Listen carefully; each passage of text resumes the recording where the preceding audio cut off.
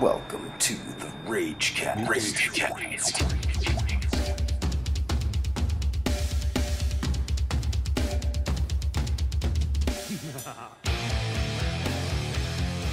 It is March the 12th, 2015, and welcome to another episode of Ragecast. As always, we are Desolate Rage, today with some special guests, of course. I am George Souza. Marco Honorado. Nelson Philippe. And that guy. And that guy. Jeff Silvera.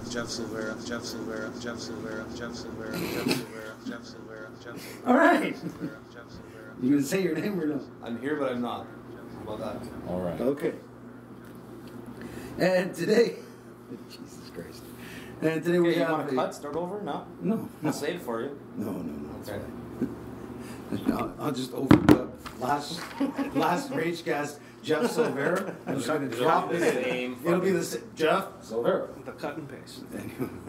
So we have a special guest today, as we mentioned on Twitter and on Facebook, with Mr. William Meneses. Yep. I will. So no S's. Yep. No Meneses here. For Buddy Vilheim. Everybody, yes, our buddy Will Heim. Thanks for having me, guys. Yeah, No for problem. Oh, sorry, no problem. No problem. Anyway, and as usual, it's pretty much anything goes around here, so don't feel Are shy. we not gonna say why Will's here? I don't know why Our buddy Will showed up. He just Our buddy walked Will in the just middle showed of a I was in podcast the and sat down. neighborhood and just decided There's a to reason come in. for this guy being here. Why is Will here? Why? Yeah, you tell me. What the fuck you doing here, Will? Well, on our menu here, it's in brackets: writer, musician, and all-around good guy. Is that what I wrote? That's what you wrote. Oh, I was lying about the all-around good guy part. Yeah, I was looking at that and I'm just like, yeah, that's probably not correct. This is probably like another. Did you guys like have another Will booked? And then just like, You know what? Yeah, Will, it was, but without the Was it Will I Am? You had See? Will I Am come in And hang out. Yeah. So anyway, yeah, no. I guess a while back you did a little piece on us that we have yet to see because apparently I talk a lot. But we. Oh my God. Hey, Will. Shed some light on that, Will. Dear Not Lord. yet. We're not there yet. Okay, we'll see. But anyway, we thought it would be actually really cool just to have you down and talk about music, literature, Aurora, douchebags, Give us the your- all so wonderful hipsters. Your 2 cents. Well, on all of those. But last but not But least, before we get to that, I'm just explaining why he's here. I know. But you And- gotta go in order here. But no, I'm not interviewing him. I'm just explaining why he's here. All right. Jesus. Anyway, and the last thing that we figured we'd talk about is Mario Lemieux versus Wayne Gretzky and who is the better hockey player of the two. And that's great. Okay, so He's already, He was already. so what were you going to say, Marco? Great Why? Canadian Well, debate. I'm gonna be George a did the gentleman, and I'm gonna let our old- guest here say what he's gotta say first. But it's not his time yet. His time comes after. We got to go in sequence, Marco. Okay, well we can't cut the man off here. We're not. He's not even talking. All right. How can I? How do you guys get a word in edgewise? You got that right, Will. With this mouthpiece sitting You here, got that right, dude. he's got his own microphone. Everyone else got a share, and he's got his own. Where do I have my own? Right there, that's your own. Is that your personal? No, this is for you, me, and Marco. That's I for thought you. you were talking about his mouth, the microphone. Oh. That's a megaphone. That's a this is gonna be a megaphone. Megaphone. So I'm saying this is going to be a shitty Ragecast episode. Thank you very much. And what was the song you wanted to play? Well, we're done for today. We're done.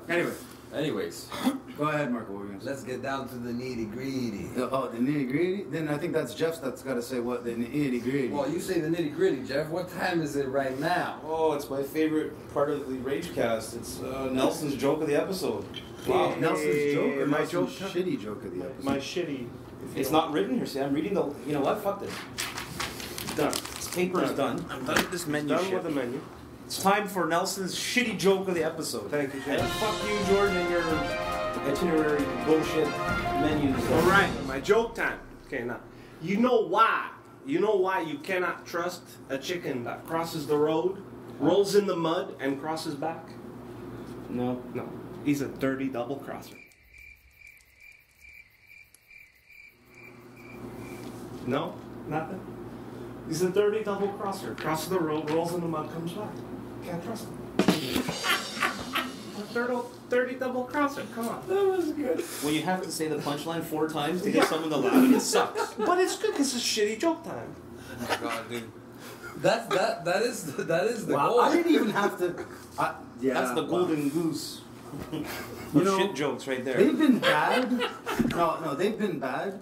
But yeah, this is. But I know I said the last one was the Consistent. ultimate. My segment is consistent. Yes. thank you. Consistently shit. Hey, we gotta give him props for trying to come up with a shitty joke. one Dude, after what the trying other. to come up with? He says he's got a whole shitload of them. Oh, He's got an entire like basket of I got shitty ass nothing, jokes. buddy. It's not an easy job. Someone's Well, gotta do no, it. this is what it's like. There is no editing. They actually sound that bad. Are you gonna put in some crickets after? Oh, yeah, for sure. Oh I yeah, don't know what the probably. fuck These I'm guys gonna put suck. Yeah, there's gonna be. They can't take a joke. Well, that was good. That was alright. That was alright. Okay. Can I tell you my shitty joke? Let's hear a Will shitty Who's joke. dueling shitty jokes. Let's go. This is my this is. It's gotta be shitty though, eh? Oh, this one's shitty. This one's pretty shitty. Okay. It's Worse kind than of the funny. double dirty crosser. Yeah. It's so. Look on his face. Because I don't even know Like, how. are you doubting my joke? Are you doubting the crappiness of Dude, my that joke? was pretty fucking bad. That was pretty bad. This one's pretty bad too. But it's kind of funny for certain crowds. I don't know. What, Dave and Phil? No, they don't like this joke. So how do 2 Chinese cats greet each other? I don't know. They go, ni hao, Ni hao, ni hao. Yeah. I like it. Of Of course you would. That's pretty shitty. It's funny. It's That's I like pretty it. shitty. it's hello in Chinese. Why would? Yeah. All right. I think you got some competition, Austin. Okay. I guess it's time to go to our next segment. Please, let's go to the Big next. news. It's your call. Big man. news, Marco. Big news. Tell the All people right, what the news is. big news. Rage casts can now be found on iTunes by searching Desolate Rage. Subscribe to get updates automatically. Oh yeah, that's right. I forgot about that. We're on iTunes now, folks. Yeah. How you doing? So for those of you that have subscribed, thank you very much. Actually, it's been pretty cool to see people actually subscribing to it and listening to it. And yeah, keep spreading the word, and we'll keep doing these things. So Nice. Cool. Nice. well, I totally forgot about that. Wow. Yes, sir.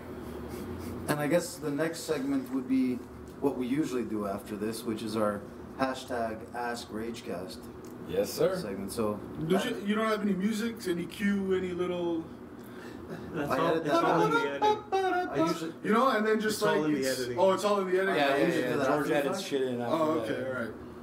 but I mean, we can do it right now. You if can put want. in some. Hashtag Ragecast. No. All right, there you go. Hashtag Ragecast. Are we ready for the first question, Here you go. which comes from Mr. Davey D'Angelo? That's Long time listener. Long Yes, time sir. listener, long time question sender. And his question is, which of the venues that you've played live in has been your favorite? This is actually a serious question. Yeah, it is. Yes, sir. Nelson, you notice that? He's not attacking. Well, I guess he figured Yeah, if I he got- doesn't I start got- firing off some I'm quiet. legitimate questions, then We're not going to answer. Although you did commit that we would answer whatever question. We'll answer anything. It doesn't You matter. gotta be fair, right? All right. So anyway, Nelson, Nelson, I'll go first. let's hear Fair from you, man. I would have to say Jeff Healy's. fuck yeah. Jeff Yeah. Healy's that was was just, nice- it that was was a nice comfortable, You're right. it was sick. Just in a Nice shitty place. location, like from the standpoint Besides of that, yeah, Good you know, sounding the venue. sounding- Great yeah, venue. you had to pay for parking, right? Yeah. Well, downtown, that's how it is. That's so how I it get is. That's- But that's a good venue-wise, it was sick. It was a nice place. And the sound was probably one of the best sounding venues we played. Yeah, it was Well, excellent. we did our CD release party there. Yep. The Nemesis One of one, ours, right? So, yeah. Yeah. what about you, Jeff? Ooh. For a while, it was the Opera House. Yeah. Until the Kinda infamous had- night. Yeah. With the exception of that night, it was probably the Opera House, because it's a concert hall. It's huge. It's really cool setup. But I have to say, the Cathedral. That was home. That was our hole in the wall. You know what I mean? Yeah. Yeah, that was a. Yeah. It was a dive, but everyone who was anyone played in that place. Like, That's true. that's where all the teenagers on Queen Street hung out. Man, that was the place to go. It was a shithole, but it was our shithole. Yeah. We must have played there at least 20 times over the years. Yeah. It's a comfortable place. I don't know, man. For me, I know you guys will probably be surprised with this one. We didn't play there often, but just upstairs from the cathedral, the Reverb, Yeah. I really liked the setup in there. The sound was okay, but just the way it was set up, it felt comfortable. They had a big stage, which rose up above the crowd, and I fit quite a few people in there. I like that the best. I think we played there maybe 3 times. 3 or 4. Oh, probably more than that. We closed. Yeah, We yeah. closed the Reverb. Yeah, We played the last show at the Reverb. yeah. That's Well, right. the building itself was called the Big Bop. It was. Holy Joe's. If anyone lives in Toronto that's listening to this, that's like a. That's like a landmark. That was It a staple, man. Used to- that was Queen like- and Bathurst. Everyone with the purple building. Everyone, you would know. I mean, Yeah, I mean, Historical building, throughout the 80s, 70s, 80s, that place was the place. That's Yeah. right. I mean, you have bands coming in through there that, it's actually found some old, those posters, those crappy black and white photocopied posters. Someone took them and scanned a whole bunch of them, and just some of the people that have played there, and you wouldn't think of it because you sort of take it for granted, and especially towards the end, it started getting a little run down, but that was what gave it Yeah, its charm, absolutely. too. Yeah. And we were lucky enough to play the last show Yeah. at the in that Reverb. building. That was really cool. For me, it's a toss-up. It's a toss-up between Cathedral and the Reverb. So the Big Bop. I guess the Big The Bop as a building whole. itself, The yeah. building itself. The Cathedral was just because you could get on that stage. There was never any discomfort. So for instance, that incident where Jeff's amp and my amp went out because of the power. I was so not nervous about it. It was just like, meh, it's the Cathedral. Yeah. I'm not fucking surprised. You could. That's the feeling. There was never. It's comfortable. Yeah, it was very comfortable. The Reverb, because of the same thing, it was a nice venue. The sound was shit. And Shit, i.e., it wasn't as good as downstairs. Even the guys that we worked with over there. Well, the same guys that Yeah. own the Rock Pile, right? Hey, by the way, the Rock Pile, What? It was a shameless. I was trying to make a shameless plug, but Oh, Yeah. But yeah, even the from the bouncers to everyone. the staff. Everyone. everyone. I'm Staff surprised. is incredible. I'm surprised with you guys. My number 2 favorite would have been the Hard Rock Cafe. I like the Hard Rock. My issue with the Hard Rock is We played where 3 2 or 3 times we played the Hard Three Rock. times, I The think. issue with that place I found is it's so fucking long. Yeah, but just venue, nice. It was Yeah, it was happening. really nice. It's I mean, always just the happening. wall of guitars So alone. you're was picking all the pretty- clean places, Not necessarily. My we're two, picking all the dives because there was character to these places, and you're picking all the. in a sense. In a sense, It's what? like, In a sense, what? That's exactly what it is. How can you call it a club if there's not urine on the floor? There has to be blood vomit. stains and Yeah. Or vomit. Yeah. for a good time, call. Yeah, it's good got time, to call Nelson, have run that in the- mix in the of bathroom urinal stall. mints and Yeah. There's there's got to be some stains on the couch in the green room But and see, that sort of thing. that's me. 1, 2, those 2, and then 3 would be the Big Bop. For so many times, and the parking wasn't too bad down there because sometimes you have to pay for it because there was none. Sometimes you'd catch it, right? Dude, you know what is actually a fun venue, although we didn't have very good success there or good time when we played there? The Zen. The cool, I wasn't crazy about it. fun I house. had mixed feelings about Yeah. that venue. I don't know. Yeah. Okay. It wasn't It was one of those weird venues, but it was a neat place. I like going there on a Saturday night having a couple drinks. Yeah. To play there, it was kind of What about you, Will? Now that we got you here, so. Well, yeah, I would favorite venue to play in I would have to agree with you that Healy's was dirty. the best. Was the best place. It had just enough urinal smell in the air. Just lingered, I mean, it was Still fishy and That was puffy. that was like a high end club. Yeah, it was. yeah, that was And that was the a high-end club. but the sound, I gotta admit, stage sound was probably one of And the the best stage stage setup sound was awesome. I Yeah. ever had. We sounded Yeah, with sick. the 2 LCD screens on either side. Yeah. yeah. There was some cool shit that was done there. Although I miss the ACC too, though. Hey, I can dream, right? Fuck. ACC. No, but it was. There was a split second where You everybody gotta just went, think big, bro. Anyway, Last that time I was never there, I happened. watched Yeah, I Bleach know. Moon. Never happened. Fine. No, but Healy's was good. I mean, they had like U2's old soundboard. That was the board that they used. Plenty of space. You know, the stage had plenty of space. But I know what you're saying. Like, there's still something about the like the Big Bob that was pretty. That's pretty cool. I mean, we played it one time at Holy Joe's, which is also inside that. It was upstairs. It was upstairs, just behind the reverb, and it was just. It was on the third floor, wasn't it? On the third floor, yeah. And it was a cool little space. It was really nice and intimate, and basically people would sit up close, and we played a show there that was just like, you know, the place was full, and we were playing with another band. I can't remember the name of it, but they were like an acoustic, not acoustic rock, but like folk. Not folk. It's. I remember seeing you play that night, so I'm Did trying you? to. Yeah. Yeah, I was there too. Yeah. You were there too. Did you guys remember what the last fucking band? clue. No, we watched you guys play and then went to the Zen across the street to have some. Have a couple drinks. Yeah, that's what ended up happening, because we played and then we tore down and came back to see the last act, and it was like us.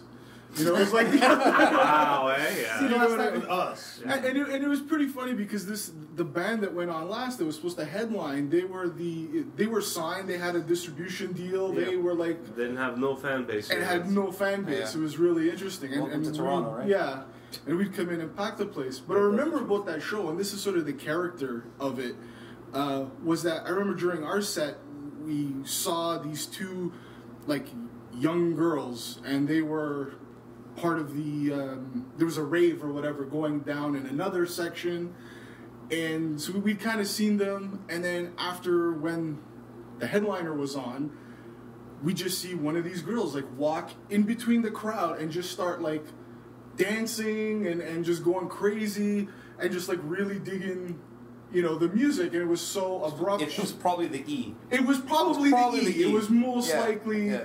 yeah. It was probably Molly on Molly, and she ended up on the stage and was dancing with the band. You know what I mean? And it was pretty cool just to get that sort of that vibe, because I like that sort of more intimate venues where you can connect a little more with the audience. Yeah. So Cool. give and take, you know. All right. Cool. So there you go. I think we actually answered Dave's question, All right, Davey. Thanks for the question, buddy. and a serious one at that. That's right. Okay, number 2 question comes from Jillian T. Thanks, Jillian, for your question. And the question is, you guys have mentioned in previous Ragecasts that the best inspiration comes when you're in the bathroom. Amen. So that's probably me and Jeff more than Yeah. anyone. So his questions are, or my questions are, do you like baths or showers? And if showers, do you shampoo first in the shower or soap? So we'll Who wants this one first? Marco? Yeah, Since you I'll got- take this one. All right. I like showers, just because it's quick in and out. I don't have time to sit in a bath or lie in a bath. Get too comfortable, I'll probably fall asleep. Plus, it's cleaner, I think, to take a shower. So, do I shampoo first? Yes, I do, and I shower second. You mean soap? That's about it. That's No, about Marco just uses water. That's it. it. Yeah. Or I piss, No soap, just Fuck water. it, I piss in the wind. There you go. Golden shower. So yeah, that's Jesus Christ. that's how I Do do you it. pee in the shower? This is a legitimate question. People No, want to know. no, Okay. I do not. All right. It's all pipes. I mean, Sure, I'll go. This is not going to be the Seinfeld episode. it's all pipes. Me, I'm Mr. Showers. Do I shampoo? Yeah, I always shampoo my head I like to work from the top down, so shampoo the head, start soaping the body, get the balls nice and good, and then, you know, rinse off. No, you gotta get the balls nice Oh, and naturally, good. you gotta get the Well, ball. the balls, that's the main thing you gotta scrub, especially between the fucking asshole and the nutsack. That would be referred to as the chota. I was just gonna say, That's the chode. you gotta scrub that Yeah, shoulder. yeah. Yep. Now that we're off the ball Personal talk. hygiene is fucking It's important shit. And as far as I like using body wash shower gels, mixed. Sometimes the shower gels or the soap bar. Well, Oh, nothing. Nothing. I didn't say anything. All right, Jeff. there you go. Me? Yeah. Oh, I'm a shower guy. Baths are nice if it's like salt. A nice Salt bath. Epsom salt bath for your joints if you're old Yeah. like me. Otherwise, lying in your own filth for a couple of minutes is kind of nasty, so I like the shower. This is my shampoo and soap regimen, okay? I shampoo my hair first, rinse, then I soap, okay? Hmm? Then I condition. Because I got long hair. I'm the only guy in the band that still has long hair. I'm growing mine. So I got to use the conditioner, You right? condition, That's a separate you step. condition the ball sack too, or like the My beard, actually. no, but the pubes. You don't condition the pubes. No. That has to stay coarse. Nobody likes soft pubes. Ain't nobody like that.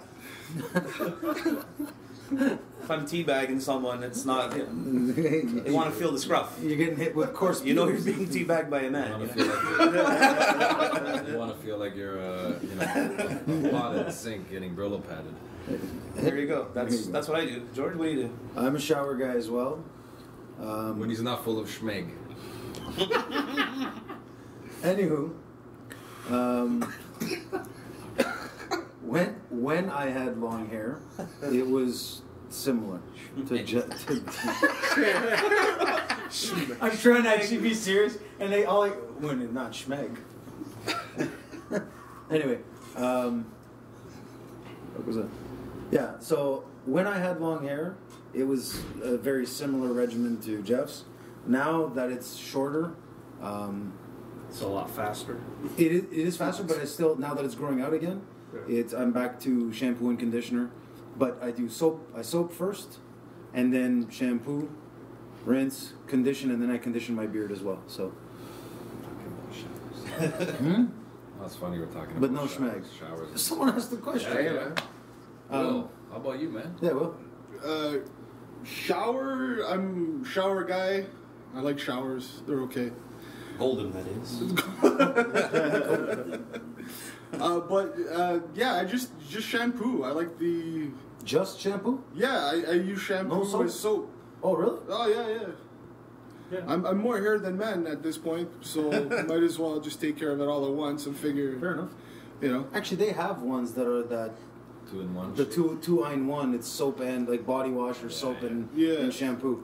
Yeah, I like that stuff. It's just like Quick, put it easy, on, one quick, easy. one tube and then go to town. But you have to condition. I mean, that's one of the things. The beard you have to condition. I mean, the hair is just like holding on. I'm holding on to the hopes of what's left of my hair, but that's about it. Getting the island going, so not much shampoo needed. You know, little moat going.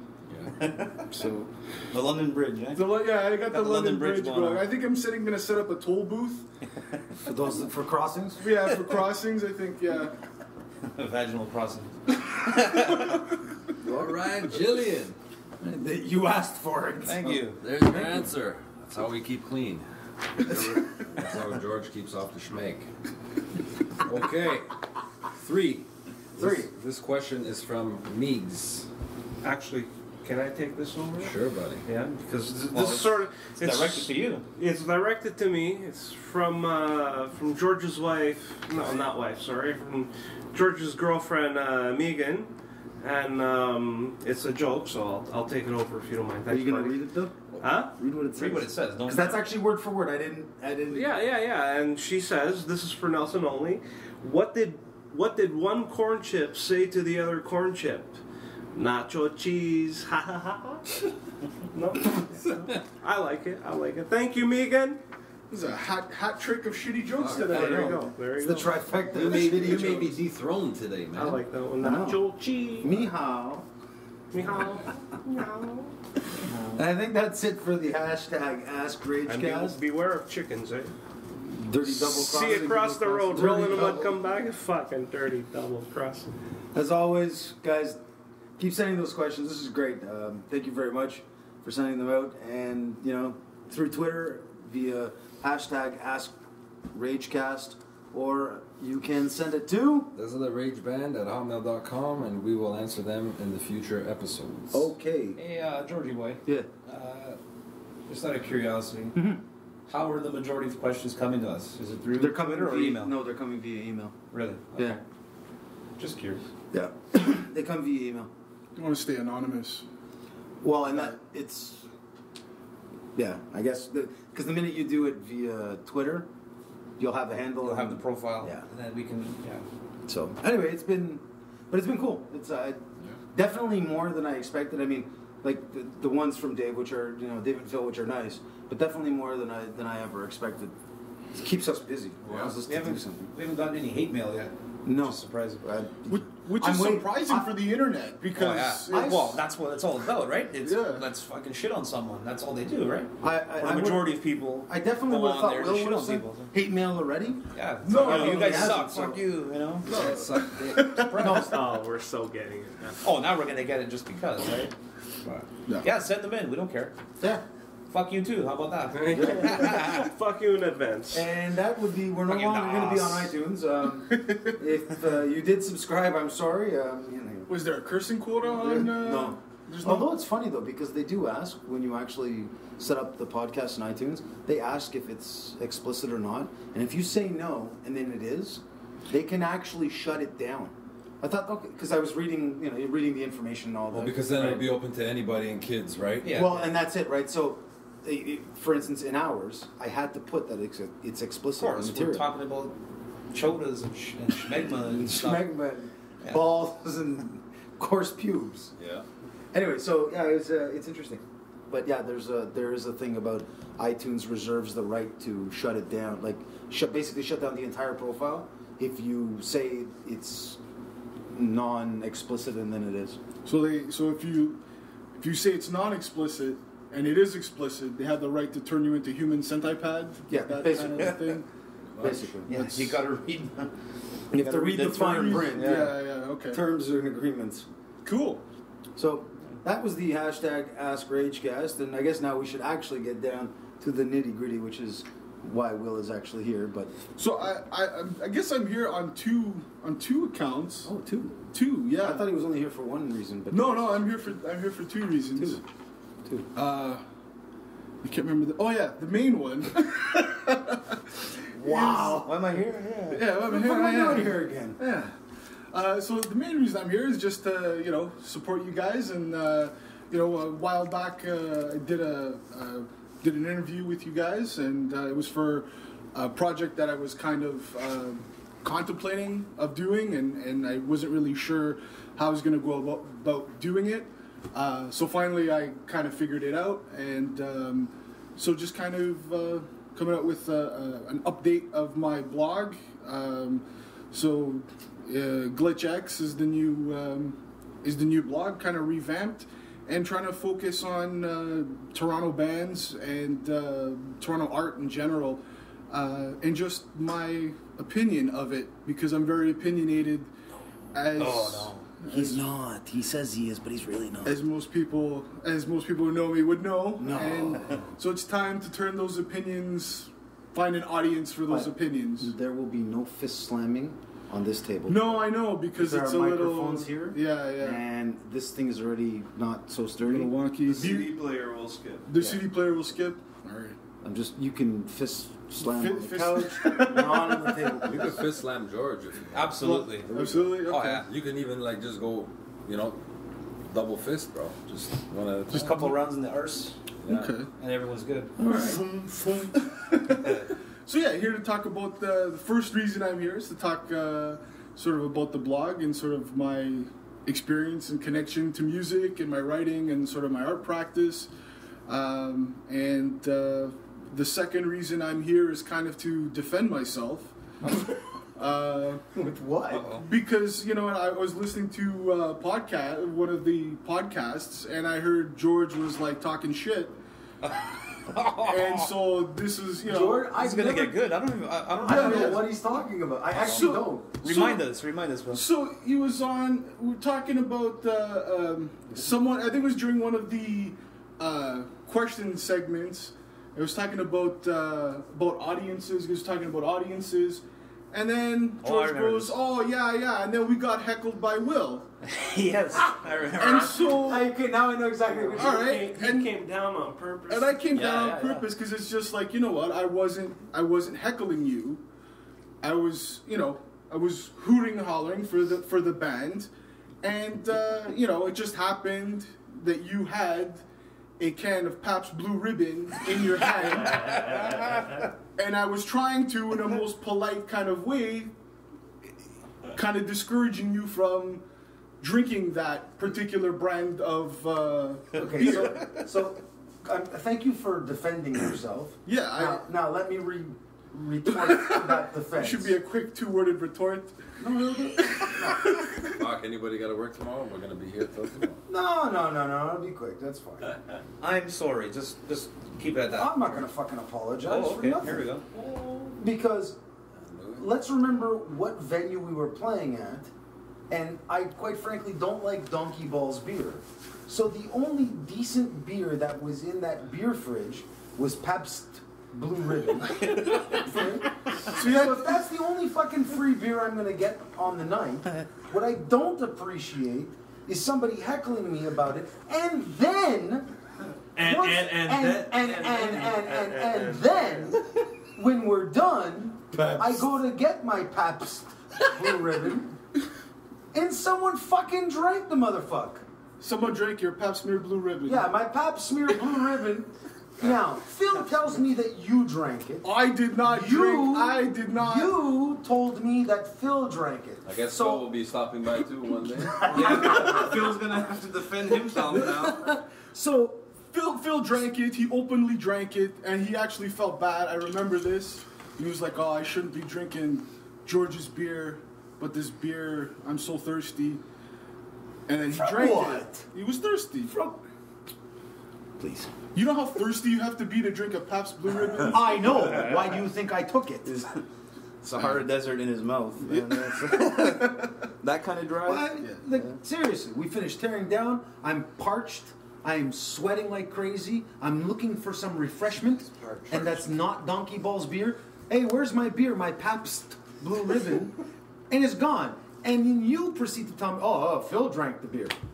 Somehow I don't. You know what? I don't buy it. No, first of and all, I'm not fucking sorry. First of all, I would never drink Pabst Blue Ribbon because.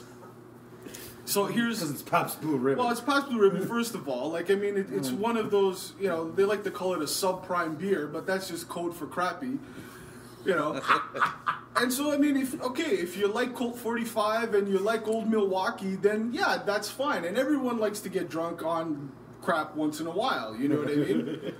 Which is fine, but not an everyday thing. No, I know. Plus, the other thing is like, you may think you're consuming beer, but there's a you got to look at it a little bit more politically. You got to dig down a little deeper. You know what I mean? Because the Pabst Brewing Company majority owner is Oasis Beverages, which is a Russian company. So I'm not saying that drinking Pabst Blue Ribbon means you're supporting the occupation of Crimea. I'm not saying that at all. But it's easy. Careful, because there are about 5 people in Russia that do listen to our shit.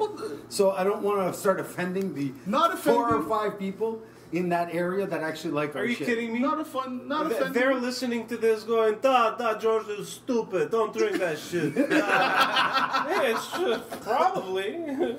So apparently now I'm supporting the occupation of Oh, Crimea. it gets worse. Worse than that is that the What, I other kill little children too? No, by drinking? part of the shareholders Wow, give me a fucking... is an American company. So by you buying Pabst Blue Ribbon, I didn't buy it. It was given to me by the bar. you're supporting Russian hockey and American hockey. Uh-oh. 2 of our biggest rivals, and that I will not stand for. So it's not the occupation of Crimea. Hey, people got their problems; they got to sort it out. I'm sorry, But okay. But when it comes to hockey, I mean, you know, people get punched in the face in Canada, and I'm sure Russia, and I'm sure in the U.S. over hockey. So, All right, are we clear on this one? We are, but it doesn't mean Okay. that I wasn't parched. And I wanted my Pabst Blue Ribbon. Anyway. Dude, we were at a fucking hipster bar, and we already know how we all feel about Okay, hipsters let's change our around here. tampons on this now. We all know how we feel about hipsters around here, but anyway. All right, so I've jumped. No, this is Will's itinerary. Yeah, I've Well, jumped. it's not Will's So why itinerary. Pabst Blue Ribbon is evil. So I think you just... Yeah, it's actually on here, yeah. and I why said Pabst what- Blue Ribbon is Because evil. I think people need to know. People need to make informed decisions. Cool. And I segued into hipsters. So did you touch upon your... what do you have His there? tangled My connection? tangled connection to the band. No. Did you get there? No, not yet. We can All right, talk let's about get there, that. man. All right. Yeah. Moving along. Moving along. Moving All along. right. So, yeah, it's a pretty weird connection how, how I know you guys. Welcome to the Willcast. No, you guys chime in too, because it has to do with you guys. I mean, someone's talking other than George, and George got mad. Did you see that? Did you see that shit? I saw how He's all goosebumpy. Will encroach. There you go. He encroached on George's airtime, and he got pissed. There you go. Kitties. Didn't mean to hog your airtime, but just so people know where. Just edit over it. Yeah, just You jerk. yeah, kind of like I did with your interview segment too. That Yeah. sounds about right. Yeah. So anyway, like I've probably the one I've known the longest is George, or the farthest back, and where do we know each other Portuguese, from? the Portuguese cover band that we used to play in. Portuguese community, yeah, all that stuff. That was pretty cool. Yeah, Really? So Even before my time? before your time, Wow. yeah. Will and I played. I don't remember if he took over for me or if I took over for him. I think you took over for me because I took over for another guy in the same So the in band same that, band. Yeah. So before I played in the Portuguese band with Jeff, the band that I had played in very briefly, Will played in before, but because he used to work at Novera. Who? I used to see you at Novera. Yeah, That's I a used bakery. To, For yeah, those who Sorry, don't the know. bakery. Yeah. So it's a Portuguese band. It's It's the whole Portuguese community. the hub. Yeah. It's the hub. Any rumors, any Anything. talk, any Pretty much anything. everything. They all was originate from this bakery. Yep. from this Yeah. bakery on Dundas. So yeah, basically Will left and I took over, and then I left, Yeah, and which then was, that's when Jeff and I met. yeah. So I've known George since then, and we kind of went our separate ways because with the band, it's just the way it goes. You kind of get busy and whatever. So it was funny to reconnect years later, like 7, maybe probably 8. 7-8 years ago, that we just met up, and so yeah, and we've been hanging out, and And that's because of the new band that you formed with another guitar player, yeah, That's right. Yeah. Victor, Yeah. who went to high school with Nelson. and who I played with Nelson and Victor Through that connection. through that yeah. connection in high school. Right. So that's how I met you, Yeah. right? Holy fuck! Really? Yeah, everything's You in get the around, Steve Jeff. Jackelbeck playing the drums. Yeah. Steve was on the Oh drums, fuck yeah! Wow. I And- remember hearing about that. and so yeah, we ended up playing for a little while together, and Jeff and I basically lived a street apart, and I think and ran in the same circles for Yeah. a long time, and I think only met officially when George and I reconnected. Yeah, when you guys came here. That's you when I ran lived into you. near. Yeah. Oh, yeah. You lived So- near. Very close. Very close. So Yeah. you used to live near me. Yeah, Nelson used to live on Yeah, St. yeah. Clarence I as lived well. on Sinclair in 635. Right? Yeah. Actually, it's Wow, I didn't know you 10-20. were in that area. Holy crap! Small world. Small world. Like we used to hang, like the community center and stuff. We used to go to the community center. He was east of the McDonald's. We were west of the McDonald's, right? Yeah, So yeah. So the, Notice how the McDonald's is the hub. McDonald's. Hey, that's the other hub. Hey man. That's the That's the Parkdale North hub. Yeah. That McDonald's on Dufferin and DuPont. So Like- so it was kind of I had the connections with everyone, and then I was like it's kind of it was kind of cool, kind of went, came back, and it's just sort of like this connection that we kind of had, but it was very loose and very tangled. And I'm like, Marco was the only one that I didn't have a connection with, but we found it. So Marco and I went to the same elementary school. Oh, shit. That's right. Uh, When we had that gig at the Smiling Buddha, we Yeah, were yeah. outside So you talking. knew him before anybody else. so Technically. Technically, yeah. Yeah, you guys are a couple years apart, but yeah. same school, right? So we're at the same elementary school before I changed. Yeah, that's right. That was weird. So yeah, it was kind of weird. And now Well, We're here strange. doing Rage through Cast. coffee, It's through the coffee that sessions binds with us. friends. Yeah. But Got the interesting closer. part is The bond became closer, and the now band you were playing in rehearsed across the hall, Yeah. like literally Mm-hmm. almost right across the hall from where we are right now, Yeah. in the same building, which was really strange. Because anytime we had a show, like Victor would come out and you would come, and then the Sundays or we were jamming here on the weekend, and you guys would be across the way. It's really strange, man. That never realized how tangled it is between. Yeah, it all of is. us. Yeah, it is tangled. Yeah, Or it's quite between tangled. you and us. That's kind of cool. Yeah, it is pretty cool. So, yeah, I thought that was fascinating. Like if See, kids, do your research, like Will said. So you make, good decisions. keep going forward, and whoever is intended to be around you will be around you. Exactly. there you So- go. Exactly. William the Wise. Or Wilhelm the Wise. William the Wilhelm the Wise. Wise. Wilhelm the Wise. So I actually have a question for you because I saw it, but the actual Glitch X blog. Yeah. Because I knew you had written a blog in the past, and then you didn't say much about it. And I know we've seen some of the. Well, we actually haven't seen some of the writings. We keep asking you to bring them out for coffee. It's all top secret, man. But he's all top secret. No, I think he's just full of shit. Oh. He says okay. he writes stuff, but I actually haven't seen anything. Oh, okay. I'm teasing. No, I actually think it's really cool because you've got this blog going now.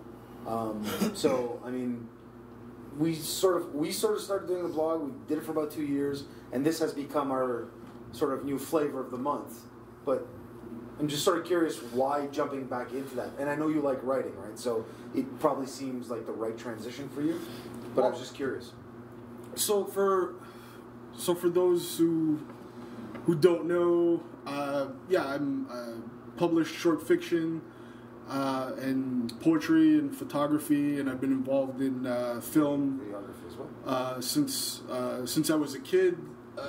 Through my dad, because he would do documentaries, and he was a correspondent here for the stations back in Portugal. So I grew up around stories. So it was one of those things that I liked, and going across different mediums. So I've been writing for a long time,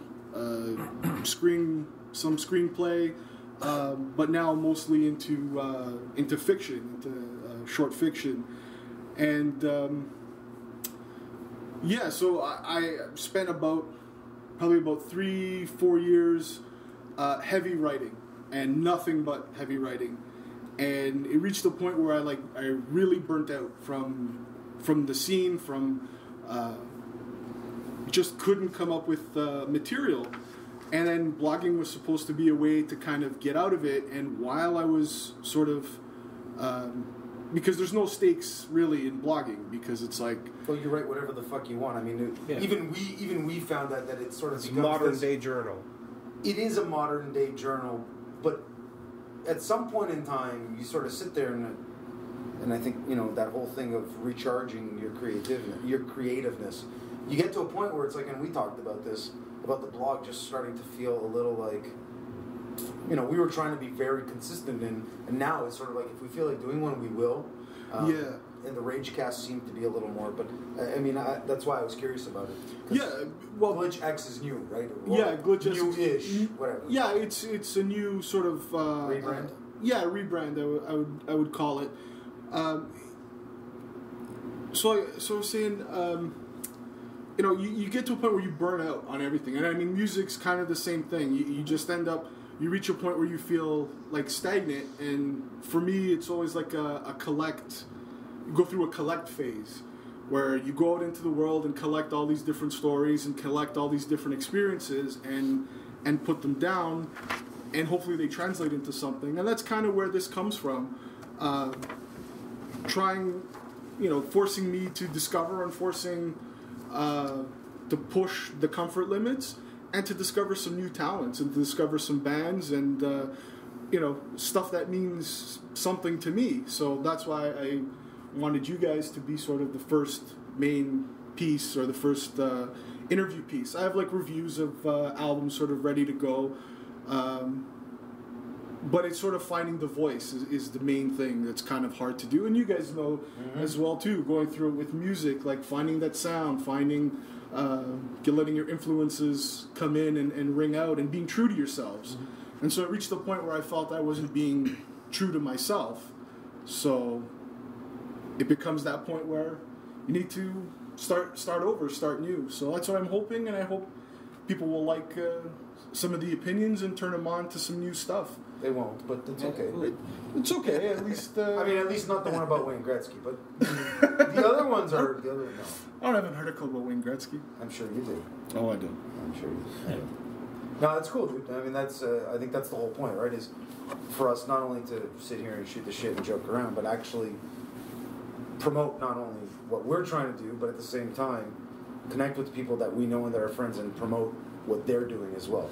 Yeah. So much like we did with Mike when he came down, and it's talked about his. Yeah. Which is actually really cool. It's pretty exciting to be doing that with him. But same thing, have you come down, shoot the shit. We've talked about having some other bands that we're pretty familiar with, so it's cool. Well, what's kind of funny too is I know Mike too. I know you do. I know because your dad knows his dad. Yeah, so, and I know, anyway. I know Mike too. We used to watch horror movies in the basement of his house. Yeah, at Casa de Montage. Yeah. Used to play them on the. Yeah, I know Mike too. So it's funny how things kind of. Well, and I've known Mike since I was a kid. Yeah. Right. So it just goes to show you how the ties run real deep. It's a small world. Right? It is, and it is a very small world, man. Yeah, it is. So you've supported us enough with coming out to the shows and everything. So no kidding. Any way we can support you, man. You know? No, thanks, man. Giving back. I mean, giving back. We're gonna cut this whole segment out and just it'll be So and then all right, thanks for coming out. So then just so anyway, during our little back and forth this afternoon, now it's a serious topic. Now it's the nitty gritty. Now it's the nitty gritty. I thought that was the nitty gritty. No, well, it was the nitty gritty. It's really about the ongoing argument of who was the better hockey player. Oh fuck. So. Again, like I said earlier, people have gotten punched in the face. I'm not asking you to punch me in the face. Over hockey, it's one of those things that I just don't understand how you. You know, it's our national sport. I know, but you know what? Let me just preface this argument. It's a discussion, not an argument. Well, okay. Let me preface by prefacing that it's a civilized discussion on. Who was the superior hockey player. When it comes between, discussing Wayne Gretzky and Mario Lemieux, it's kind of like figuring out who was, like... It's even in the guy's name. Lemieux, the best. No. See, it's like you're trying to figure out which Jackson was the better dancer. Was it Michael or was it Janet? It definitely wasn't Tito. It wasn't Tito. Tito had some moves. He had that smooth slide move, which was awesome. Latoya not so much. Latoya, I'm sure, had moves too, but they involved the pole. Maybe. I cannot not confirm or deny. But that's how intricate it is. And just to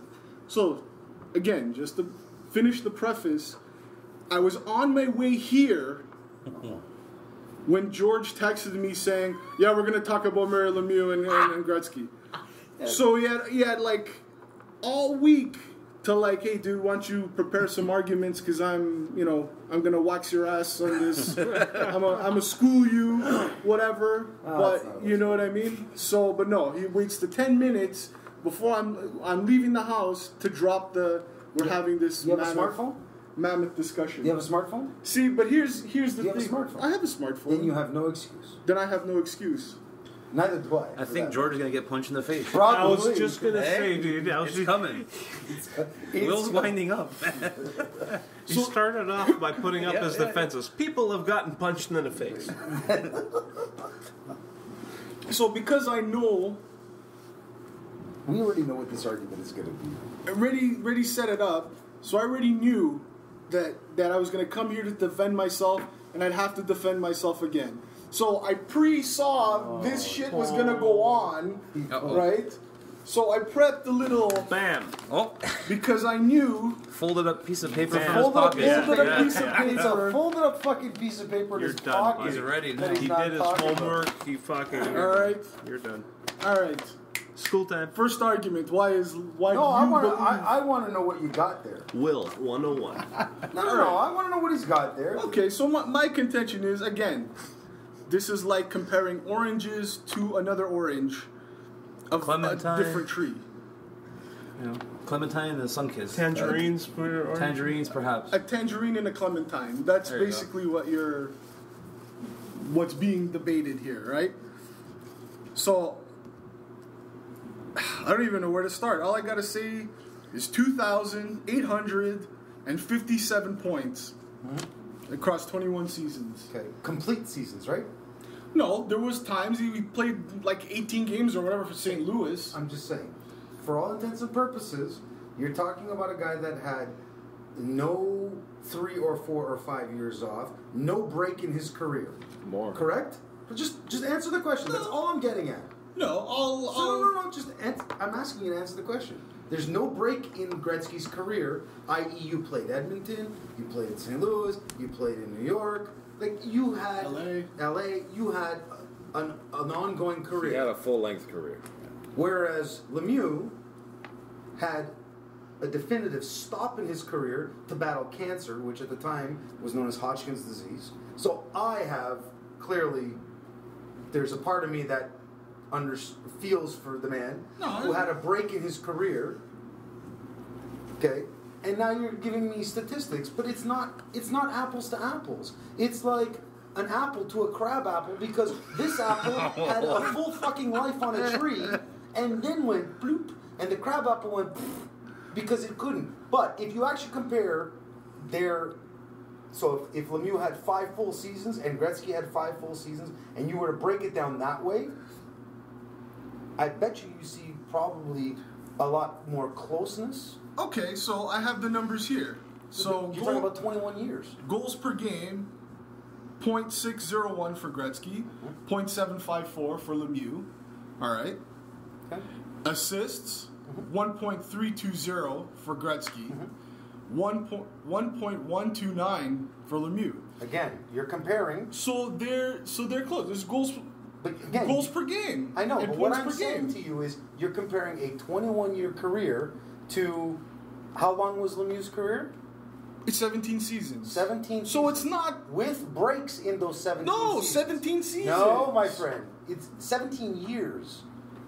Because there are He breaks. had a lot of time off. He had a lot of time off. Even before the Hodgkins with his back. he had back problems. he had Well, that back. it's He all played- symptoms, yeah, right? he didn't play nearly So as much. if we're already saying that with goals, no, hold on. If we're already saying that, Yeah, but hold on. Goals Wait a per minute. game. Wait a minute. That percentage is based on the games played. Games played. So it doesn't matter if he took 4 Yeah. years off. The collection of games played by Lemieux okay, but what equals to whatever the number no, is it that he doesn't. said. No, it Yes, doesn't. it does. Yeah, it does, guy. I know Because that, it's but what divided by games I understand- played. Okay, but what I'm saying is, it's 21 But seasons. I'm saying I don't make sense. He did in his way. Hey, I see both Now, points, really. okay, so all I'm gonna say is this, right? If Lemieux was off for 4 years, Yeah. More. right? More, but okay. No, it wasn't more than that. Dude, he Yeah, was dude. awful. Dude, he had a lot of seasons where he was out for months. Right. Because of his 4 back. years. 4 years. That happens to be the difference in years played, right? That's right. Now, Gretzky playing those extra 4 years actually hurt his points per game numbers because he was like old. Yeah. So those 4 seasons actually lowered Okay. his overall percentage because he had 4 years of being an old But Lemieux- and not producing like he did when he was 20. Good. Yes. So it actually goes against him. Lemieux missing 4 years, During his prime. same shit. It's not the same shit, dude. It's the Because same shit. Gretzky in They his both prime, had good supporting casts, okay? I'm not They both disputing played with that. excellent players Hey, that fudge numbers, Hold like, on. right? I'm not disputing Edmonton or Pittsburgh. Because I'm just saying. The actual supporting I'm cast. just saying. The Yeah. actual supporting cast of Edmonton, I fucking love. Can I say something here? Let's be realistic here, okay? Just let me finish. Comparing a Pittsburgh team that played around Mario and comparing the Edmonton team with Gretzky. The dynasty that was the Edmonton very, Oilers. very different. I know. Edmonton was stacked to the max. They even said that they could have played and any team. so was Pittsburgh. Not like Edmonton. Dude, though. man, Afterwards, Ron Francis. Yeah, I know, but not like right? Edmonton was But, like. okay, but that was a little later on. Pittsburgh, So, Francis Lemieux, Jagger. They didn't built come too much Pittsburgh longer around after Lemieux. that. Kevin Yeah, of Stevens, course. Mike They Recchi. built it you around- know, Yeah, they had all kinds of guys. They there. did, but if you look at the Edmonton dynasty with Semenko and McSorley, Semenko was a fighter, dude. I know, but what I'm saying is these guys become protection. Dude, when you So got a backup Lemieux- goalie like Ranford, you got Fuhrer, you, Tikkanen, Esa Tikkanen, Anderson Jari was in his. Kurri. Yeah, no, I you mean, can't compare. The, You the can't. supporting cast on either side, They were is great teams. But So this has become a sports cast now. no. This is a sports blog now. eh? But this is an ongoing argument between all and I. Right. Okay. So if we're saying it's an argument that can never be decided upon because both of you guys have such a strong opinion against each other Yeah. that this is a draw. all right.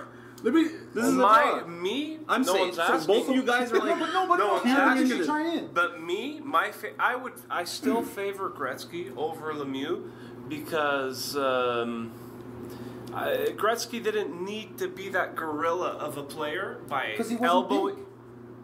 I'm speaking, George. Sorry. Excuse me. Gretzky didn't need to be that gorilla of a player by being rough. He was just naturally good. He'd fucking skate around you without even touching you and score.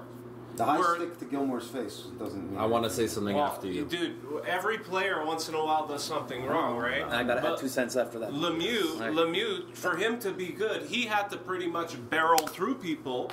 And yeah, he was a great player. He was a natural athlete, but he depended on that pushing through people to get his way. Whereas Gretzky, I saw him many times just dance around guys. It's like, wow, this guy's amazing. Yeah. You done? Do you know He's what's done, he's interesting done, about he's this? done. So now this is actually kind of cool. Of course, it's cool. I did it. You just George has never done. George just cut off Marco. That sorry. ain't right, man. Let's be honest here. Gretzky was protected. You could not barrel into him. That is not Gretzky's Gretzky fault was more because elusive, I think. That Lemieux was was the not, but Lemieux was not protected. Lemieux could take it. He was a more complete. But that's because of the coaching, dude. The coaching knew that the coaching knew that Gretzky wasn't the roughhouse, so other guys would be going after him, so he had to be protected. Which is what I'm saying. great in Canadian Lemieux's debate here, defense, right? He had to barrel through players. He would get into fights. Yeah. He was more all around in that sense. He wasn't protected. And I'm going to give another example, even though I'm a Habs fan and I hate to admit it. But when that whole Gilmore Gretzky thing was bullshit. Yeah. If it was any other player, it would have gone the other way. Yeah, absolutely. So that was one incident. Gretzky, he is what he is, but he was protected a lot. So So you for could not you could not give him a clean hit and not worry about getting a So fucking for penalty say or anything. just Gretzky versus Lemieux, I would say Gretzky because That's- Lemieux wouldn't be able to touch him. Gretzky skated a lot faster than Lemieux. Yeah, He was a They had faster different skater. elements to their game, right? So- they're different players. Yeah, right? but if you just have Lemieux versus Gretzky, if Gretzky was a faster skater than Lemieux, Not just you and I. and he already danced around you, that's it. Then Lemieux couldn't touch him. yeah, but he didn't. That and the fact he that his didn't name should be but Lemieux. Lemieux had the hands too, though, right? He's known for the fucking hands. Like Part of Yeah. Gretzky's greatness is that he was able to have a career that long, yeah, Yeah. Yeah, well, that's it, right? right? Agree. Longevity is also 21 years. That's is what longevity is something you have to That's look what at. happens Too. when You that's what, survived 21 straight years in the NHL. Good So- for you, man. but that's what happens How many when you people can do avoid that? elbows, right? Again, so my Speed, man. My point to that is, Lemieux didn't have. It's not like Lemieux said, "Hey, you know what? I'm fucking off for 4 years, and I'm going to come back." Well, Lemieux was more reckless too because he would fight. He Okay, would. but do this, Hodgkin's he would do disease that. is not something that. He Okay, I'm not decided talking gonna about get. illness. I'm talking about when he played. Yeah, but that's He was more reckless. He was. He was a bigger bigger. fucking guy. He was bigger. He used his size. Exactly. Right, and he dropped the gloves every once in a while. That's Well, right. guess what? That chopped away at his career as well. Right? I'm not disputing So, that, yeah. but had Lemieux had a full healthy career, like Gretzky, these numbers would look very They've different. said it before that Lemieux probably would have broken his records. Depends, right? Like There's actually some If interesting. you put the years and the ratio, right? pretty But close. it's a hard There's argument. always going to be the two groups. depends who you It's play a with tough- too. yeah. I mean, There's if always Lemieux gonna- lost, if Lemieux lost half the players that were on Pittsburgh at the time, would he be able to produce the same? We don't know. That goes for both of them. Yeah, of course. Right? Well, It's- Gretzky played for crappier teams Yeah. farther down Yeah. as he was older too, so that went against him as well. Yeah. So It's a tough. It's a all tough right, call, that's man. the end of that debate, man. We just spent 15 minutes talking It's a very tough about hockey call. during a metal cast here. All I know, finishing point, why Gretzky wins. He's a good Ontario boy. And Greg's would agree. I'm not. I'm not. At the end of the day, it's not a clear-cut answer. It's like Gordie Howe, No. man. He's still considered like Mr. Hockey. Why? Because he played like 40 years Yeah. Yeah. of hockey. Like who the hell? Played like can into his 50s. he played with his sons. Yeah. See, He played with two of his sons. See, the interesting That's part, how long the he interesting was part around. about this debate for me is we're talking about two guys that pretty much played at around the same time. Close. So Yeah. it's not as Similar. if we're talking about Gretzky versus Sidney Crosby, No. right? We're No, not making, every era has its disadvantages So, I mean, compared to the it's not next even one, a right? comparison. because you could sit here and go Sidney Crosby versus Ovechkin, and I take Crosby hands down. Yeah. And please don't say Ovechkin, Will. Like I don't want another argument with you. I don't like either of them, but if I have an option, I take Crosby. I'm gonna say something to bridge the gap of this whole fucking topic. It was beautiful when Gretzky and Lemieux played together with Team Canada. Oh. There you go. And now So The fucking play, Yeah. and they got a good relationship on and off the ice. But some of the shit that they They did, were man, respectfully. fuck, they were that true. was nice. Those guys were respectfully competitive. Yeah. And that brought Lemieux and Gretzky fans together because it's like, holy fuck, look what they're doing. That was crazy, man. Yeah, I remember watching that too. That they didn't start off too well. Yeah. Like as a group, they didn't start Yeah. off too well, And and the chemistry built, and that team looked great. yeah, I mean, who in the world had a Gretzky and Lemieux playing together, man? Fuck. Yep. yeah. So, be proud of both boys anyway. Okay, let's end this. Fine, whatever. You pulled a rabbit out your that day one. He pulls a rabbit out his ass. He says, look what I brought because I knew I was going to get All Landis. right, next topic. Next topic. Oh, it was a good topic, though. Boy Scouts Oh, are always great! But prepared. if like, you know, I hope everyone listening is a hockey fan. Otherwise, they're just like they just fast forward to this. Hey, you know segment. what? If you're not a hockey Fuck fan, this hockey shit. if you're not a hockey fan, Stroman blew out his ACL. There you go. Now we talked a little bit about baseball too. He's gone for the season. Shit. I could talk about soccer, but fuck. Yeah, we don't talk about soccer. At this Nobody cares. It's not no Except one me. cares. Well, anyway. So, are you still playing music or no? And we've talked about this before, but I'm actually curious if you're actually gonna hop back on that horse.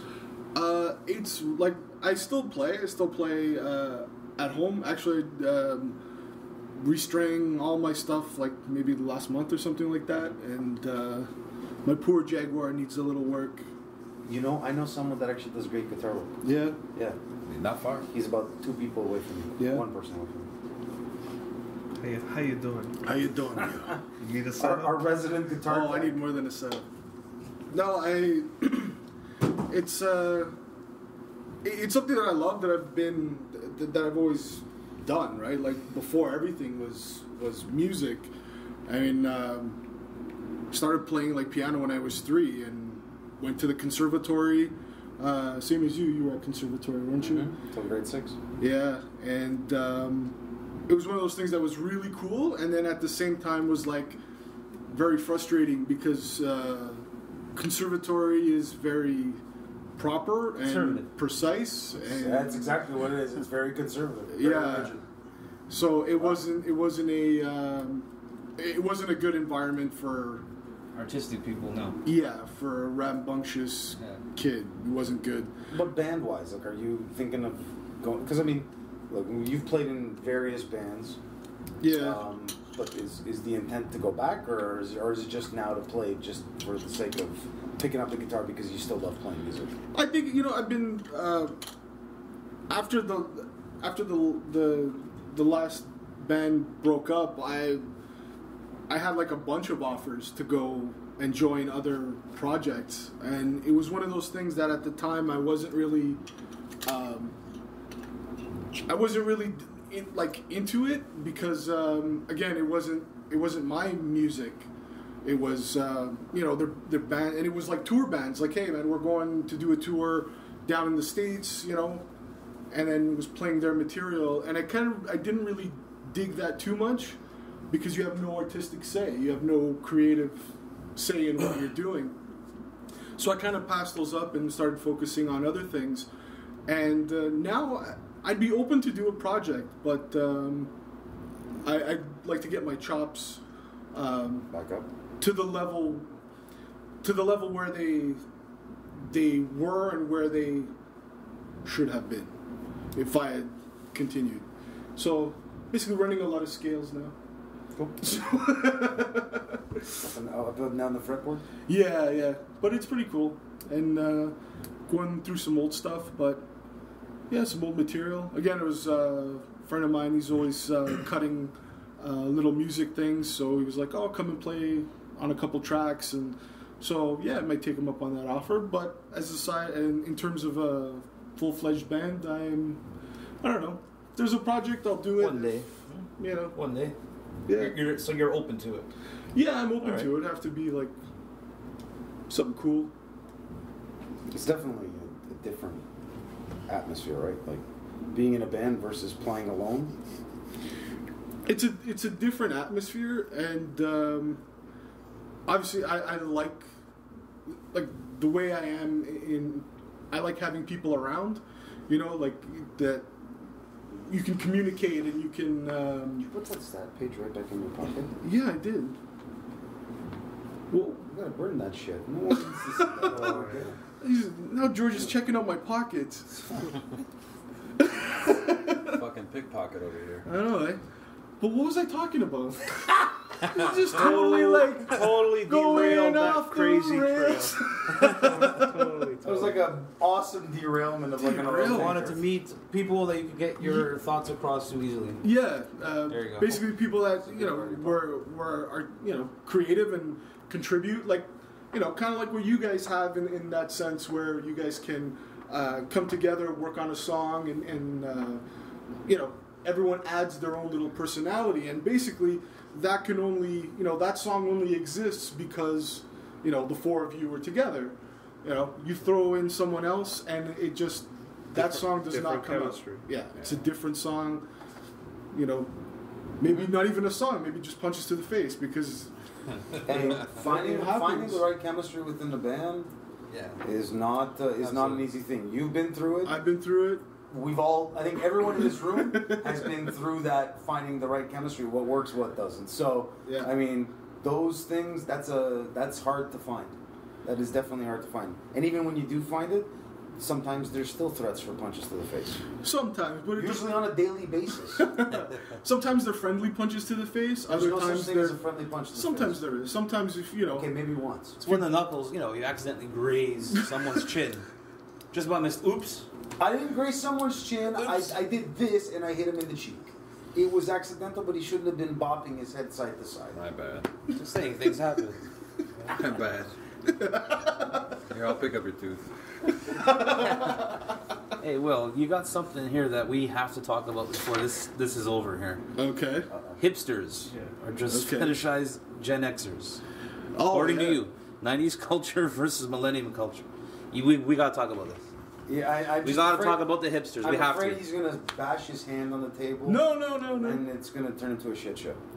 So what's funny is most people have heard my sort of views on hipsters. Oh yeah.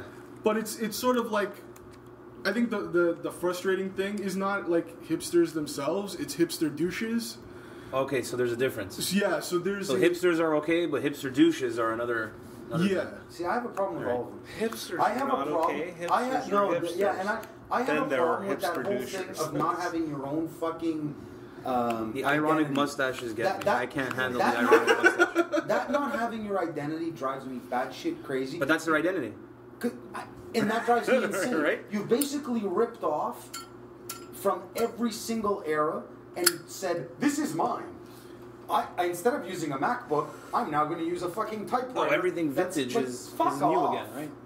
Well, so It drives me. And if anyone's a hipster, I'm really sorry, but fucking find something that's your own. Shave your mustache and do something else with your life. And- That's Whatever you want to put in your beard, right.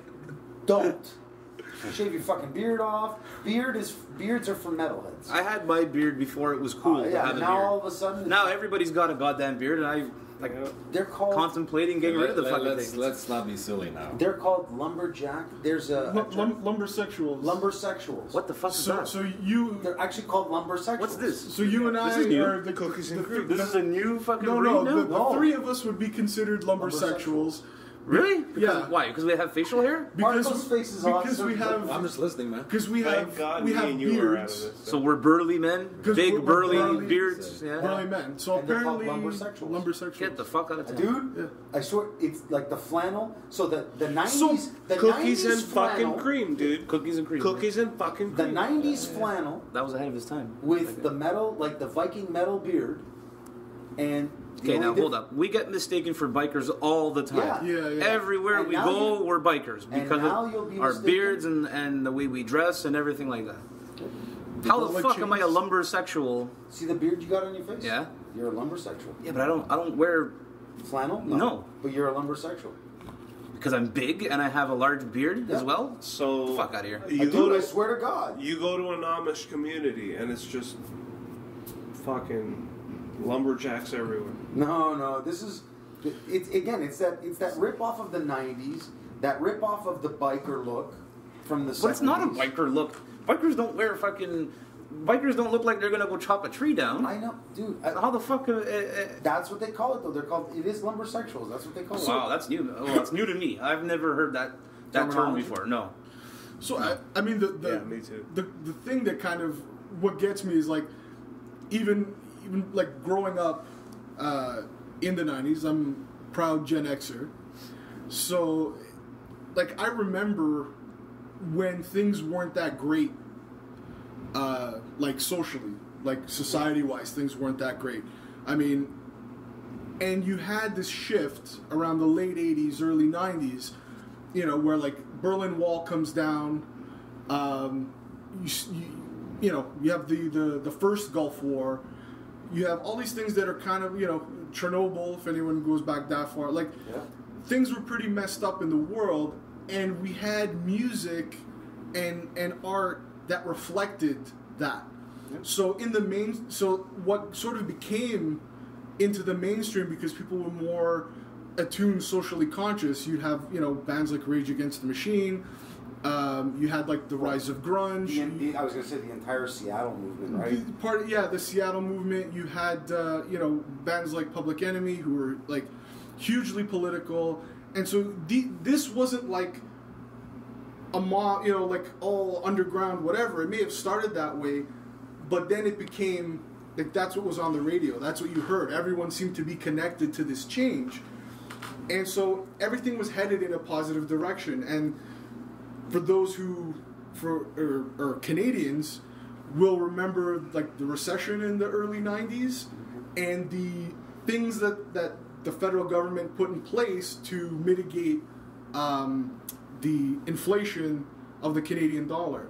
So basically all that stuff we went through in like the early 90s is happening again now, right? So we have a lack of jobs for youth. We have you know, we have a war going on. Pick a place. You know, yeah, throw a dart and there's a war there. It's true. So we have all these, you know, and then it's not even to go back to like we're still dealing with these issues that we dealt back then, because back then we had Rodney King, and now what's going on in Ferguson.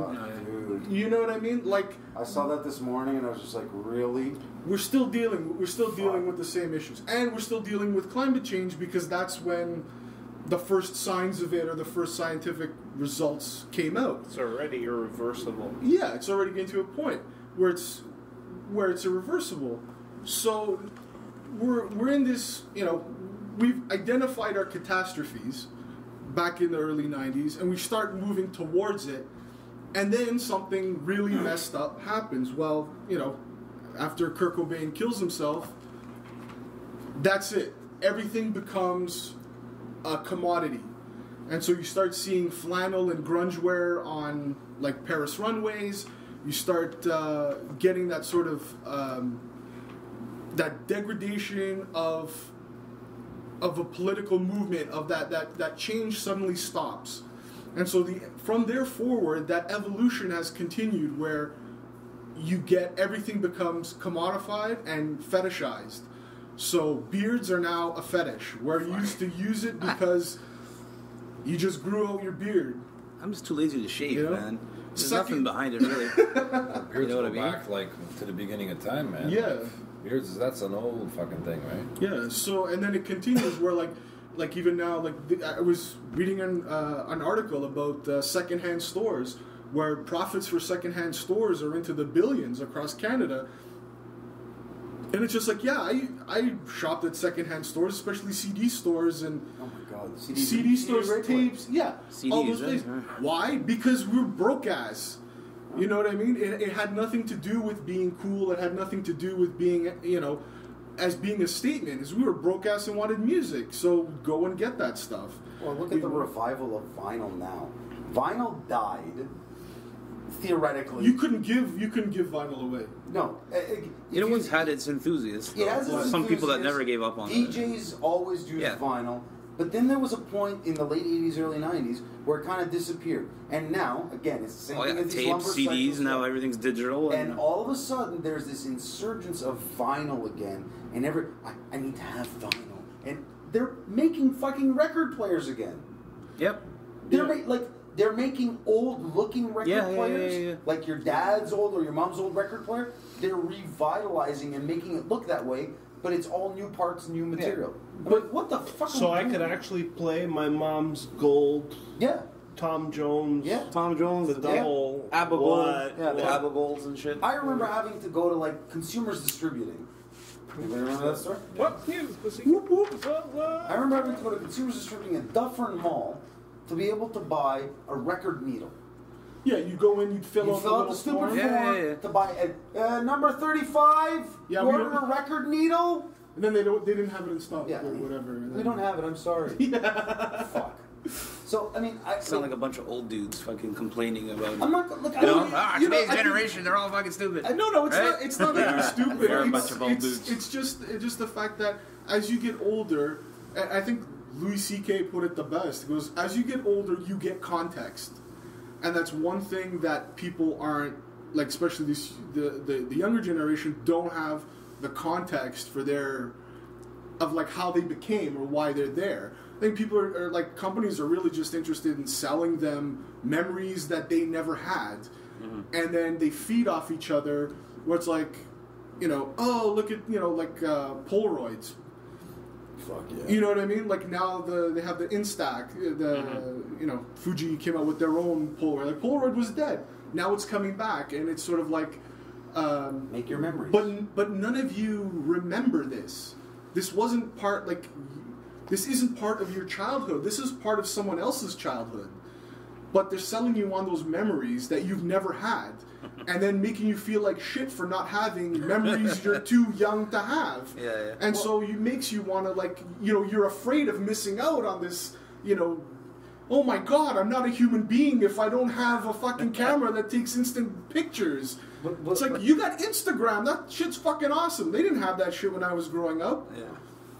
But if you honestly think about it, like realistically, what memories does that generation have? Like, I have vivid memories of certain things. I have memories of walking up to the TV to turn it on, to change the channel. Oh, I that have an shit's appreciation from. Do you remember in between the Getting up is overrated. You ever have the Get in the crank, middle? Yes. the middle to do the antenna? Yeah. The The UHF. Come on, The man. fine-tune, yeah. Fine-tune. So, like, I remember these things, and I mean, I'm not ancient. None of us are ancient. Yeah, but you know here, what? But So everything that everyone has today, it's our generation that has either built it or made it better. So we have seen it develop, and I've had this conversation. We've had this conversation in the past about no one has an appreciation for the CRT TV.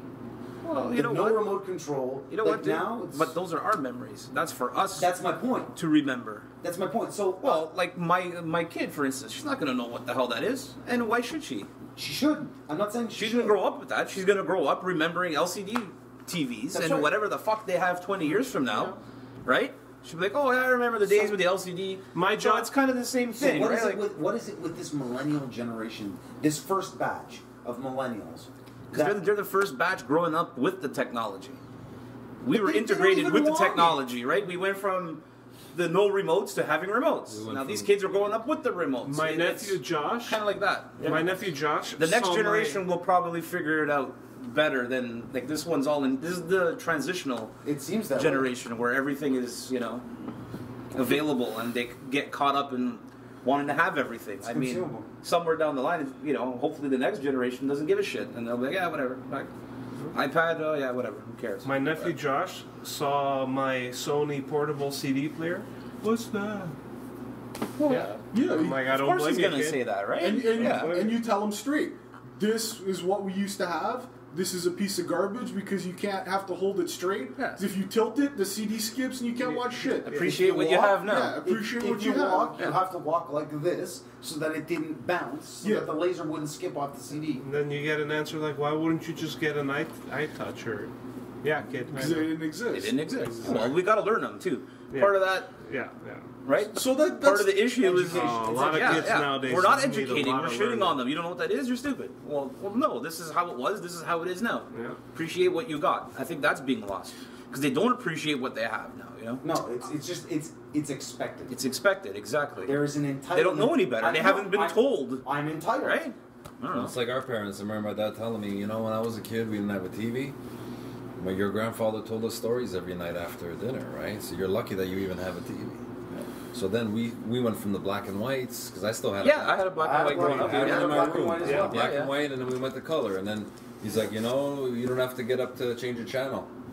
You know, like... You guys remember the little box? See, we were the that you- transitional what's the- generation. That's the thing. We got There's a a lot lot of never things as happened. it started to A come lot up. happened. Yeah, you so know? we appreciated Even every with the new video advancement games, because we had the previous The one. Atari came out, right? Yeah. And really, we were kids. Maybe a little before that it came out. And we saw the Nintendo, the N64, all that bullshit, Yeah. right? It's just different, right? Like, I think, and this goes I think we're along- going off topic here. We were talking Yeah, about hipsters, sorry. man, and beards, and Yeah, so I mean, lumberjacks. lumber sexual. so that's what I mean. Like it becomes fetishized. Like everyone, that becomes the thing. Flavor of the month. Yeah, you know what I mean. And everyone has to have it. I mean, now with the Apple just launched the iWatch. The iWatch. Yes. Yeah. You know what I mean? That's been out for a while now as a Samsung product. Yeah, But Apple's not releasing it. and look how many people are going to line up, and the Oh, yeah, price is sure. like $10,000 for a gold. And For the the thing gold one. is, The you reg- have to the have regular- it connected to your phone Yeah. all the time. The That's going regular- to eat up datas and... The regular iWatch is $439 American at the start. That's the sport. That's the sport. That's the start. Give it a year and it's on everybody's wrist. Yeah. Well, There'll be people lining up. What I found funny is like the Iron Sheik was been spoofing it all week on his. are you serious? Love the Iron Instagram. Sheik, man. Love the Iron Sheik. Yeah, he's got the best tweets ever, man. He basically, with electrical tape, taped an iPhone to his wrist. And then another one, he had an actual apple. Just put an apple on his wrist, and he's like, Fucking This Iron is Sheik, iWatch. man.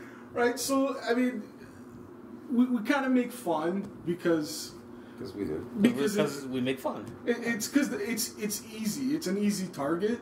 But the fact of the matter, I think you hit on it, is a matter of, educating of what happened before, giving Correct. them context. Correct. Because then they're the ones that need to go forward. They're the ones that need to create their own memories and create their own voice and quit relying on what sort of the Gen Xers did. Because like our time, like we're getting older, and I think that's all we can do is give context and support. Like we're gonna do our thing. Like just the fact that sitting here doing a podcast, it's amazing because who knows who's gonna listen to this and who knows who's gonna like it. But we can communicate with each other a lot better than we did back in the day. Oh yeah, for sure. So. I mean, It changes the playing field. The playing field is different now. yeah, because you're not, even in music and even books too, like it's a different way of distributing or getting noticed. You know what I mean? Yeah. Because you can reach this audience with samples or with little pieces or, you know what I mean? And you don't have to work. You don't have to. It's a different. You don't have to play into the system. Now the system can kind of play into you a little bit if your work is good and you're original, and because there's not a lot of originality out there anymore. Everything seems to be sort of rehashes of old stuff. And again, for people who haven't heard it before, yeah, it's great, it's amazing, it's groundbreaking. But yeah, it's like we've heard this before. That's hard to do. It's hard to be a pioneer in anything, right? Like But there's no way you're going to be a pioneer by rehashing old stuff. Yeah, I get that. Take advantage, you know what I mean? Always draw on the classics. I mean, that's where... That's your influence. Yeah, that's your influences. And have your own influences. I gotta tell you, You know? there's an the accessibility component blows my mind. I remember when Marco, we were talking about this once, because when we started doing the blog, you have the ability to see where people are viewing it from, or where people are reading it. And I remember we're like, they're looking at it in the Ukraine. They're looking at it in Russia. I joke about it, but it's true. No, I've had a lot And of... then you're seeing stuff being downloaded, so our material is being downloaded and played in the Ukraine, and played in Russia, and played in Poland. Where? Yeah, like, how would my we have ever brain gotten our stuff there? Yeah. my brain could not even process that 10 years ago. That's one of those things that you shoot for. Yeah, we got to go here, we got to go there, and you hear this all the time about bands that release material, and then there's this underground or these bootleg versions of their albums in Australia and in Japan. Like we have a little following, based even on like our Twitter account, a little following of bands that are in Australia. That's cool. Bands that are in the UK. Okay, fine. Our UK's Commonwealth brothers. The UK's a little closer, but like Australia still blows my mind, right? So then you hear this from even like the bigger bands, like we didn't know we were this popular on that side of the world. I mean, the accessibility of being able to access this stuff, we joke about it. It's like, oh yeah, the 5 people listen to it. Yeah, okay. But if you actually go and start to look at the statistics behind it, and numbers can play to anyone's favor, but I mean, the Ukraine is still the Ukraine. It's not like the Ukraine, Ontario. It's not across the street. It's not across the fucking street, man. So if it's one person, I think from our perspective, we definitely appreciate it. Well, every person counts, definitely. Oh, absolutely, because it's so fucked up, man. Because I remember Marco's like, it's insane to even try and wrap my head around that. Yeah, it was just mind-boggling because we're trying to get our name just, let's say, locally around in the city, but let alone, some people are digging our stuff in Thailand or whatever it is. It's like we don't even know it until, we looked at that map, the heat map, and it was cool. Well, even in the States, right? So like our Reverb Nation page, the heat map shows the U.S. Was it Texas and Colorado? Texas, were big Colorado, hotspots for Texas, Colorado, Maine, that's cool. and L.A. are now the heat spots. But it's in Florida. Like our stuff is being reached out around the states. Like when I see stuff like that, I get goosebumps when I think about it. But it's really cool because to do that before, you would have to quit your job and then tour for months and months and months and months and months for people and go back. And you still could do that, but it's of a different. The work effort that you put in is in a different. If the product is fucking good, people will listen to it, and that's what some bands don't understand. If you don't put effort into the product you release, no one gives a flying fuck. So I mean, yeah, and that's part of the other thing too. Is like, and I mentioned this before. We went to go catch one of the bands that was in the lineup. You guys were playing a show. And one of the bands in the lineup was, I was like listening to them and I'm like, these guys got something, but there's something missing. Like they have an interesting sound, they have, some potential, but it's like they haven't gone back and listened to some of the older stuff. And then going on to their pages, I noticed like, wait a minute, the influences that they were mentioning weren't quite what you're hearing. Yeah, weren't quite what you were hearing, and it's like either the catchphrases things. It's like, oh, we're into whatever flavor of the month, and just kind of splash them up there and see what sticks.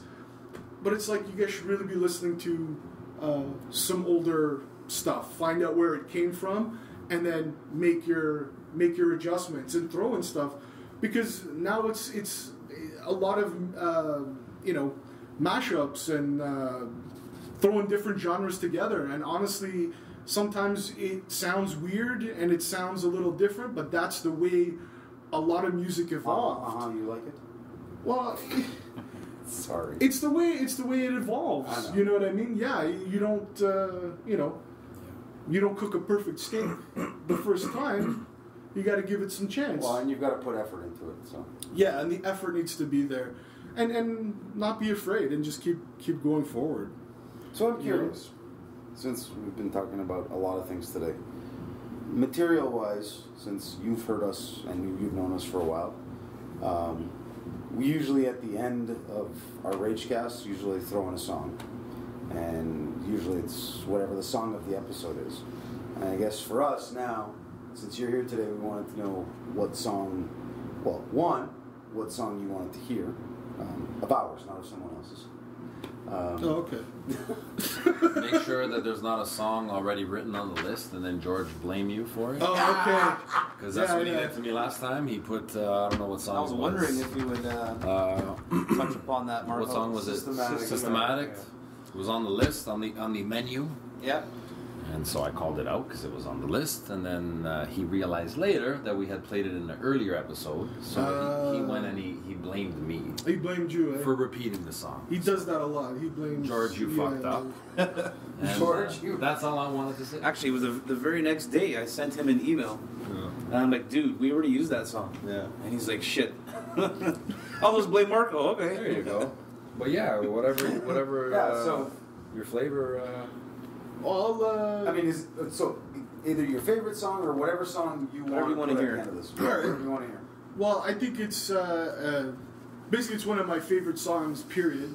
Not just not just my favorite song of you guys. It's actually one of my favorite songs. I listen to it every so often. I really like the way it sounds, and because we've been, I guess, dealing out a lot of hard facts today, and Hard fact. hard facts. It's Yes. like hard copy. Hard on facts. Yeah, hard on facts, and so I live by the policy too of let the truth be told until the tables turn. Until the tables turn. Right? Okay. So I would want to hear You want to hear truth be told? truth be told. Tables turn. Huh? Yeah, Alright. that's that they won. That they won. That's the one. That they won.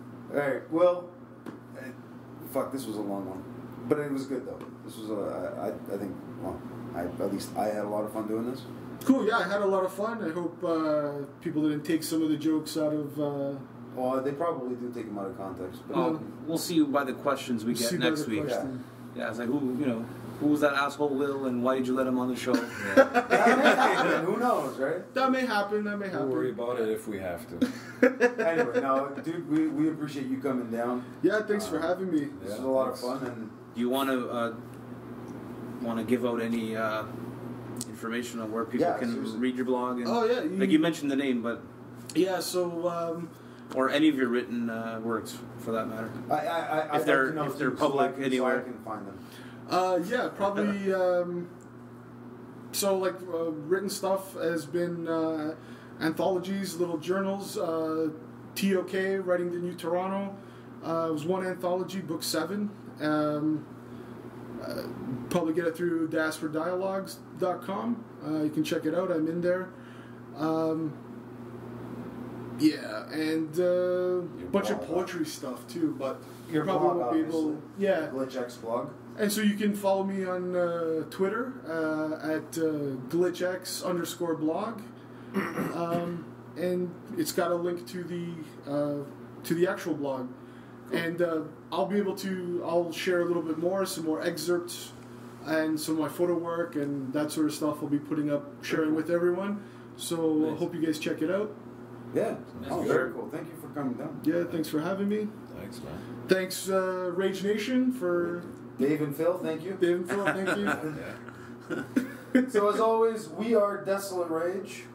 I am still George Souza. Marco Honorado. Always Nelson Fleet. Okay, fine. Jeff Silvera. Now I'm going to cut Jeff Silvera there. And I'm gonna Use it in the beginning. Yeah. Good. Anyway. Good for you. And our special guest today was Will for you. Meneses. Will Meneses. Will Meneses. So we will leave you with. Truth be told. Thanks for listening. Thanks for All right, listening. guys. later. Later.